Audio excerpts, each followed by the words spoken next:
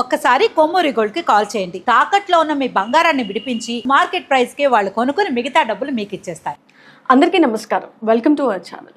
నిన్నటి వరకు 12 రాశుల్లో 4 రాశుల వారి గురించి గురుగారు చాలా చక్కగా వివరించారు. సో మరి ఇప్పుడు మిగతా రాశుల వారి గురించి కూడా మాట్లాడతాం. మనతో పాటు ఉన్నారు కేఎస్ఆర్ గారు. గురుగారు నమస్తే. నమస్తే అమ్మా. గురుగారు, ఏప్రిల్ నెలలో కుంభరాశి వారికి ఎలా ఉండబోతుంది అంటారు?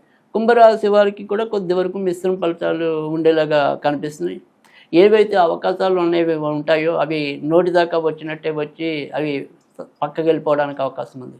అలాగే లేదు, వీరు ఏదైనా సరే అమ్మకానికి పెట్టారు, ఒక వాహనం అవ్వచ్చు, ఒక ఇల్లు అవ్వచ్చు, ఒక స్థలం అవ్వచ్చు, ఏదైనప్పటికీ కూడా దానికి బేరం ఎప్పటికప్పుడు కుదిరేదాకా వస్తూ ఉండటం, కానీ చివరి నిమిషంలో ఏదో విధంగా అది వాయిదా పడటం.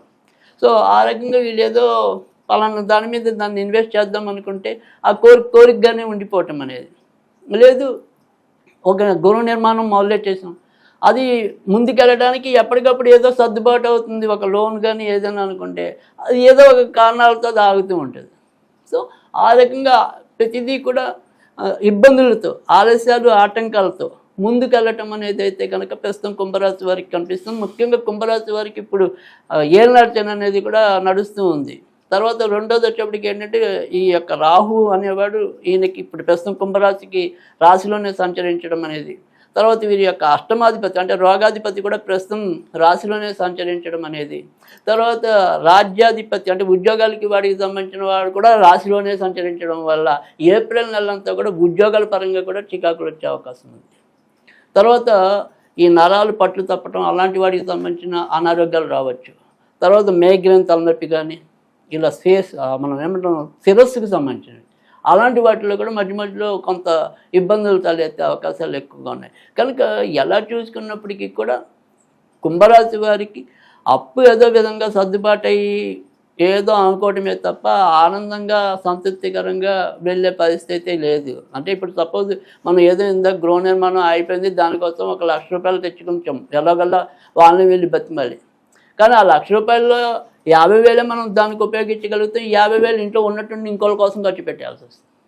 అంటే మన ప్రణాళికలు అనేవి ఏవైతే ఉంటాయో, మన ప్లానింగ్ అనేది ఏదైతే ఉంటుందో ఆ ప్లానింగ్ ప్రకారం సాగదు.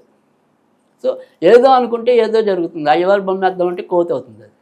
సో అందుకని ఆ రకంగా కొంత కుంభరాశి వాళ్ళు ఇబ్బంది పడటం అనేది అయితే జరుగుతుంది.